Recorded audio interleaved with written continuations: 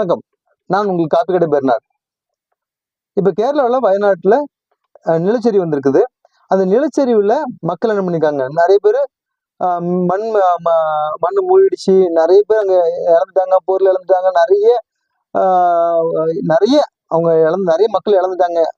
இதை உதவி பண்றதுக்கு மக்கள் அங்க உள்ள மக்களும் நிறைய பேர் உதவி பண்ணிட்டு இருக்காங்க. இருந்தாலும் அங்க ஒரு சம்பவம் நடந்திருக்குது. என்ன அப்படின்னா, ஒரு பாட்டியும் ஒரு பேத்தியும் அந்த நிலச்சரிவு தப்பிச்சு காட்டுக்குள்ள போயிட்டாங்க. அப்படி காட்டுக்குள்ள போகும்போது என்ன ஆச்சு அப்படின்னா, அங்க ஒரு 3 யானை நின்று இருக்கு. யானை நின்றுக்கிட்டு இருந்திருக்கு. இந்த பாட்டியும் பேத்தியும் பார்த்து பயந்துட்டாங்க. உடனே யானைகிட்ட அழுதுட்டாங்க, நாங்க இப்ப தப்பிச்சு வந்திருக்கோம், எங்களை ஒன்றும் பண்ணிடாது அப்படின்னு.